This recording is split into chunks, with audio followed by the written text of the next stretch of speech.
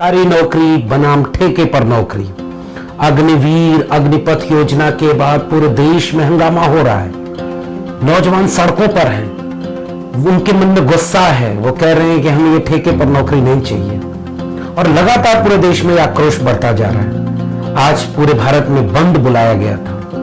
बहुत ज्यादा तनाव इस बात को लेकर है। क्या आपके मन में एक बार ये बात नहीं आती कि सरकारी नौकरी का मतलब क्या, स्थायी नौकरी का मतलब क्या, ठेके पर रखे जाने का मतलब क्या?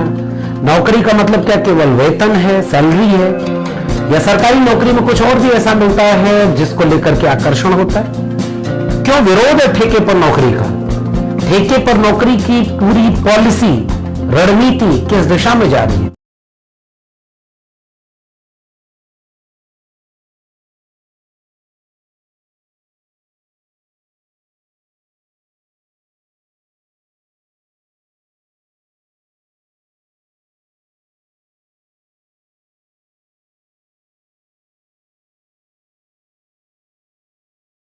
सरकार ने जब से अग्निवीर अग्निपथ योजना लागू की है तब से पूरे देश में आक्रोश बदस्तूर जारी है।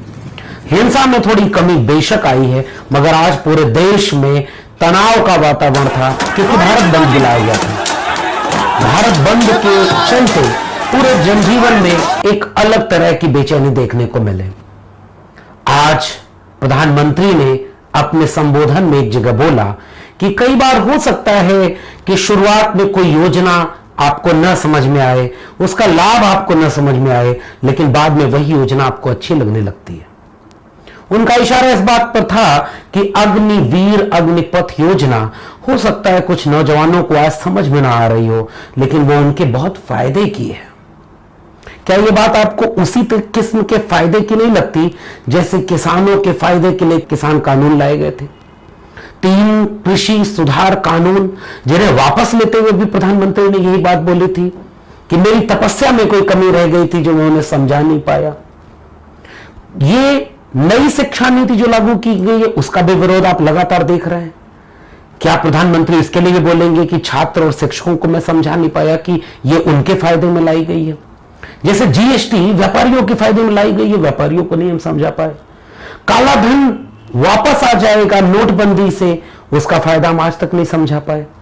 ये कैसे किस्म के फायदे हैं जो प्रधानमंत्री या उनके चहेते, उनके आसपास के लोग ही तो बखूबी समझ जाते हैं और जिनके लिए वो फायदे लाए गए होते हैं वो नहीं समझते? ये प्रश्न अलग से, इस पे आप भी विचार करिएगा। असल में इन सब किस्म की योजनाओं के पीछे फायदा उन थोड़े से लोगों का होता है जो नीतियां बनाते और बनवाते हैं। हमारा काम आगे। इसका मतलब क्या? ठेके पर नौकरी। इसका मतलब ये कि पहली बात तो ये देखिए, इस देश में तकरीबन 90% जो नौकरियां हैं असंगठित क्षेत्र की हैं, किसान मजदूर हैं, दिहाड़ी श्रम करने वाले लोग हैं, वो नौकरी नहीं करते। एक बहुत बड़ी आबादी है, उसका कोई तय डाटा, एकदम पुष्ट आंकड़ा तो भारत सरकार के पास भी नहीं है। लेकिन मेरा मानना यह है कि लगभग 90% वो लोग हैं जो नौकरी नहीं करते। अब वो जो बहुत थोड़े से लोग जो नौकरी करते हैं उनमें कुछ लोग हैं जो सरकारी नौकरी करते हैं। और केंद्र सरकार ने जब डीए बढ़ाया था तब उसने आंकड़ा बताया था लगभग 47 लाख यानी 47 लाख केंद्र सरकार के कर्मचारी हैं और 63 लाख पेंशनधारी हैं। यही इशारा करते चलूं, पेंशनधारी ज्यादा हैं और काम करने वाले लोग कम हैं। इससे भी तो क्लियर हो रहा है कि सरकारी नौकरियां जो सैंक्शन पोस्ट थी वो भी घटाई जा रही हैं। तो केंद्र सरकार के 47 लाख कर्मचारी हैं और राज्य सरकारों के अलग अलग मद में सरकारी कर्मचारी हैं। इन सबको मिला लें तो 2 से 3% कुल नौकरियों और कुल नौकरी पेशा लोगों की तादाद होगी जो सरकारी कर्मचारी हैं।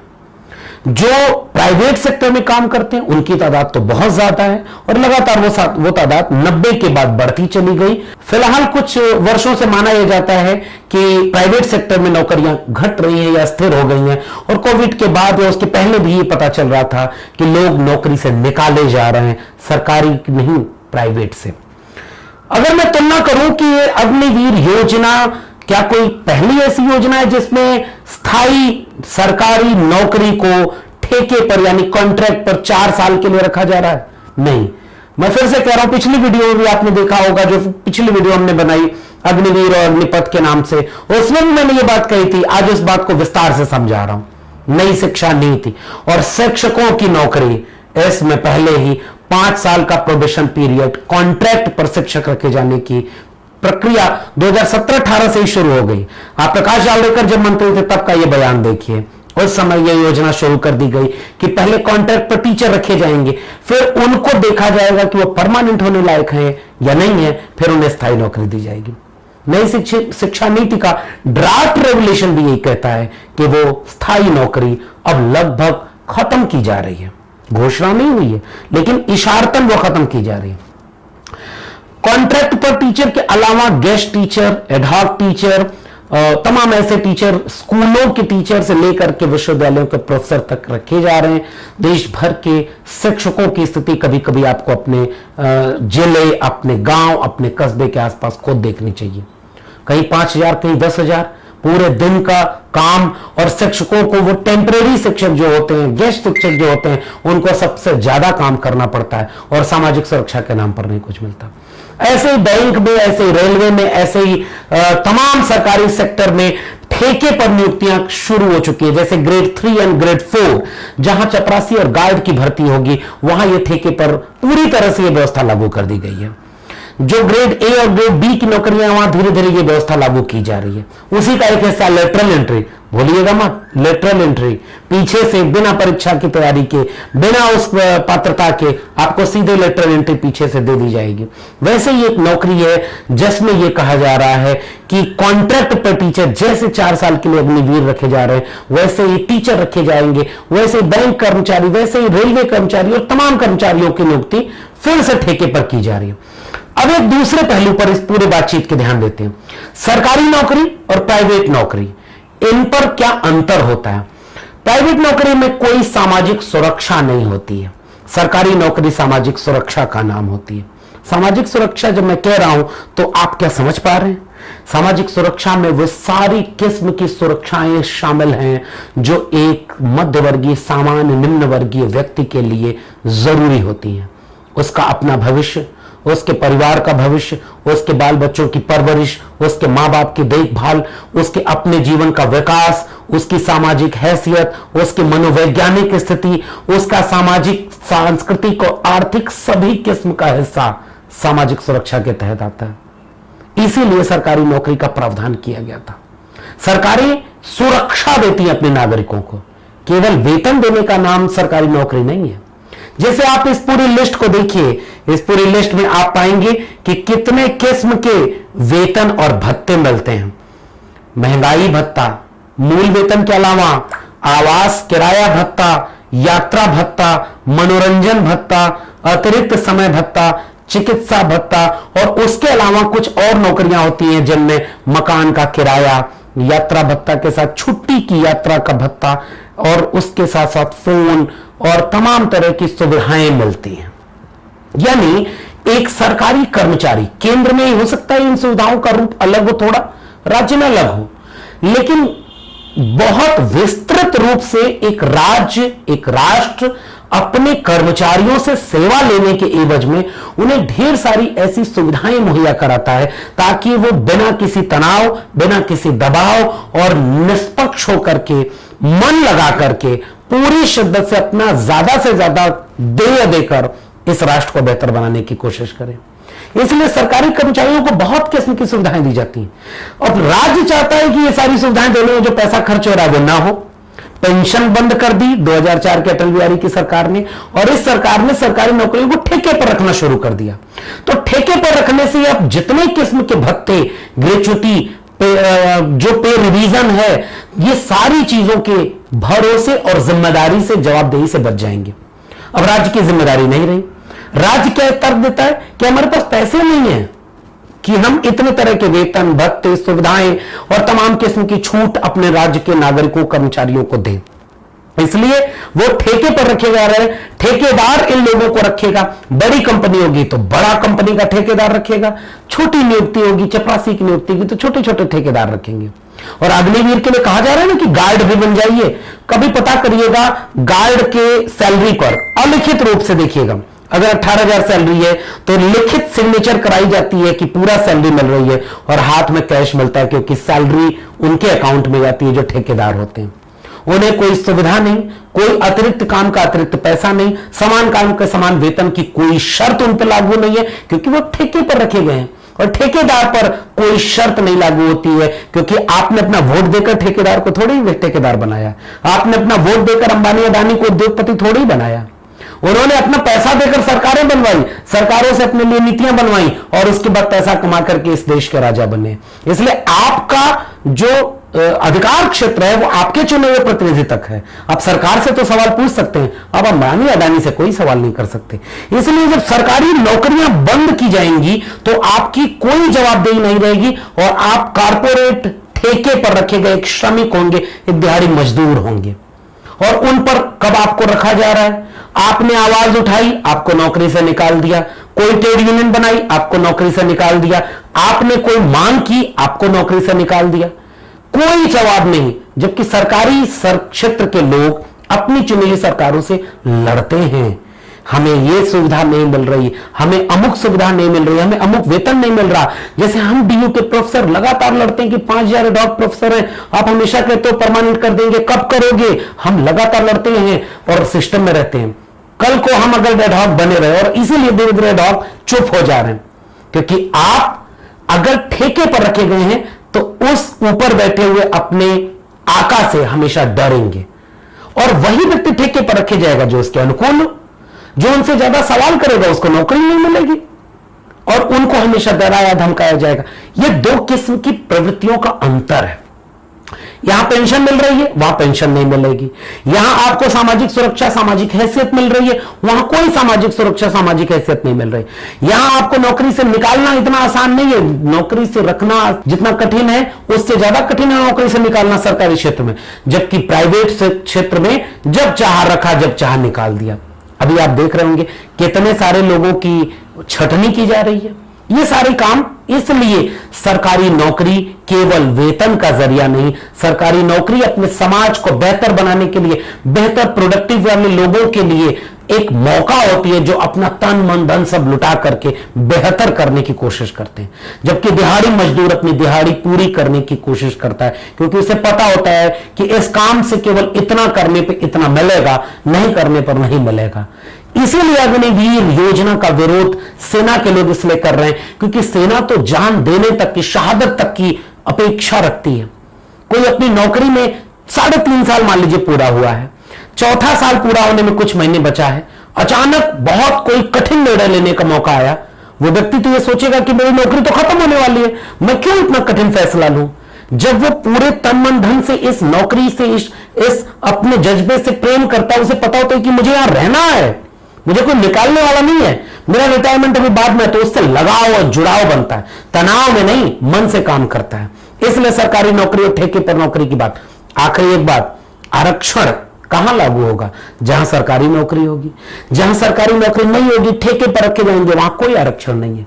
गार्ड की भर्ती से लेकर के जितने भी दिहाड़ी मजदूर रखे जा रहे हैं, क्या मर्जी आप किसको रखे किसको न रखे, ये आपके हाथ में। तो आरक्षण खत्म, संवैधानिक प्रावधान खत्म, कोई सरकार की जिम्मेदारी नहीं, इसलिए सब कुछ ठेके पर बेचा जा रहा है। अब आखिरी एक वीडियो में एक आखिरी बात करके इस वीडियो को खत्म करूंगा। सरकारें ये तर्क दे रही है कि हमारे पास पैसा नहीं है इतना सब कुछ देने के लिए, हम आपको वेतन भत्ता दें, हम आपको महंगाई भत्ता दें, हम आपको पे रिवीजन करें। अब यह चार्ट आपको दिखा रहा हूं। 7वां वेतन आयोग जब लागू किया गया तो अखबारों में खबर छपी कि अब क्रांति आ जाएगी, क्योंकि वेतन हर 10 साल के बाद वेतन आयोग बना करके यह देखा जाता है कि अगर महंगाई ज्यादा हो रही है तो उसको कम करने के लिए, कैसे उसके प्रभाव को कम करने के लिए हम वेतन बढ़ाते हैं। लेकिन प्राइवेट सेक्टर में तो वेतन बढ़ा नहीं बढ़ा, उसका कोई दबाव आपके ऊपर नहीं है। सरकारें और कह रही है कि उनके पास पैसा नहीं है, लगातार पैसा कम हो रहा है, हमारे पास बजट नहीं है, हम लोगों को सरकारी नौकरी पर नहीं रख सकते, हम पेंशन नहीं दे सकते, हम इनका कोई काम नहीं कर सकते। ये फैसला लेने वाले कौन लोग हैं? जो खुद पेंशन ले रहे हैं, जो खुद सरकारी नौकरी की सारी सुविधाएं ले रहे हैं, नेता लोग और उद्योगपति लोग। उद्योगपति के पास इतना पैसा है कि वो सुविधाएं खरीद लेता है, नेता के पास वो अधिकार है जिससे वो सुविधाएं बेच रहा है और सारी सुविधाएं उसको मिल रही हैं। आखिरी बात, अगर पैसा नहीं है तो 2 करोड़ प्रतिवर्ष के लिहाज से रोजगार देने का वादा क्यों किया गया था? रोजगार में अगर प्राइवेट सेक्टर के रोजगार आ रहे हैं तो उन पर सरकारी जवाबदेही क्यों नहीं आप सुनिश्चित कर रहे? और आखिरी बात, पैसा खत्म हो रहा है, देश लुट रहा है, बर्बाद हो रहा है, तो यह अंबानी और अडानी का पैसा इतना कैसे बढ़ रहा है भाई? ये 256 गुना पैसा बढ़ गया। 12 करोड़ लोगों की नौकरी इस देश में कोविड के चलते जा रही थी और यहां करोड़ों करोड़ रुपया उनका मुनाफा बढ़ता जा रहा था। ये कैसे संभव है? आम गरीब कमजोर मजलूम के हाथ में पैसा नहीं आ रहा, उद्योगपति के हाथ में पैसा आ रहा है। यानी पैसा है, इस देश को चलाने की नीतियां ऐसी बनाई जा रही हैं क्योंकि यही उद्योगपति वो जो बॉन्ड से पैसा देता है ना पार्टी के फंड में, जिसे आप आरटीआई लगा करके भी नहीं पूछ सकते कि किस पार्टी को कितना चंदा कहां से मिला, वो चंदा देकर के चुनाव लड़वाता है, वो सरकारें बनवाता है और वही उद्योगपति फिर अपने पक्ष में फैसले लेवाता है। सब कुछ ठेके पर रखो ताकि मुनाफा हम कमाएं और हम एशिया के सबसे बड़े उद्योगपति बनते जाएं और देश के गरीब कमजोर मजलूम लोग लूटते जाएं। यह है नव उदारवादी नीतियां, यह नव पूंजीवाद। बाजार की झोंक में सब कुछ झोंक देना, ना आपकी सामाजिक सुरक्षा बची, ना आपके परिवार की जिम्मेदारी, ना आपके बच्चों का भविष्य, ना आपके माता पिता की देखभाल, क्योंकि आप ही का कुछ भी स्थायी नहीं है तो आप किसी के स्थायी जीवन को क्या रचेंगे? आखिरी वाक्य कह रहा हूं, मैं एक अस्थायी प्रोफेसर हूं। मुझे पता है कि अस्थायी प्रोफेसर और स्थायी प्रोफेसर के बीच कितना मनोवैज्ञानिक फर्क होता है। हमारी कक्षाएं अक्सर डराती हैं कि कल ये हमारी कक्षा हमें मिलेगी या नहीं मिलेगी, कल को हम प्रोफेसर बनेंगे या नहीं बचेंगे। इस तरह से तमाम चीजें चलती हैं। उसी तरह से प्राइवेट सेक्टर में कल को सेना वाले कहेंगे कि हम सेना में सैनिक बनेंगे, बचेंगे या नहीं बचेंगे। इसलिए ये जो आंदोलन है, इस सवाल को व्यापक बनाइए, पूरे देश में इसे विमर्श का मुद्दा बनाइए। किसी के हाथों देश लुटवाने के लिए आपके पास सब कुछ है और इस देश के गरीब कमजोर मजलूम, किसके बच्चे जाते हैं इन पेशों में, किसके बच्चे हैं सेना में जाने वाले, किसके बच्चे हैं प्रोफेसर बनने के लिए लड़ाई? ये तो हमारे बच्चे हैं, गरीब किसान मजलूम के बच्चे हैं। नेताओं के बच्चे, उद्योगपतियों के बच्चे तो हाथ में चम्मच लेकर पैदा ही हो रहे हैं। उनके पास सब कुछ है, हमारे पास कुछ भी नहीं। ये सब कुछ और कुछ भी नहीं के बीच की खाई अगर यूं ही बढ़ती रही तो हम विनाश के कगार पर होंगे। ये दुनिया बट जाएगी, ये राष्ट्र बट जाएगा, ये इस तरह की तमाम चीजें बटी रहेंगी, उसमें कमजोर हमेशा मारा जाएगा ताकतवर के द्वारा। इसलिए इस पूरी योजनाओं का विरोध करना चाहिए। सरकार को अपनी जिम्मेदारी वापस लेने से रोकना चाहिए और सरकार पर दबाव बनाना चाहिए कि सरकारी संपत्ति, सरकारी नौकरी, सरकारी जमीन, सरकारी स्कूल कॉलेज, सरकारी बैंक रेलवे, सरकारी हवाई जहाज, सब कुछ सरकारी रहने दो, प्राइवेट मत करो। क्योंकि बेच दिया अगर सब कुछ तो मुनाफाखोर मुनाफा कमाने के लिए इस सब को नीलाम कर देंगे और उस सब के बीच में जो एक मनुष्य बचता है, जिसके जीवन की गरिमा भारत का संविधान देता है, वो गरिमा तार तार हो चुकी होगी और हम और आप बेहद कमजोर होकर के उन तमाम ताकतवर नेताओं और ताकतवर पूंजीपतियों के हाथ के पिछलग्गू बने रहेंगे।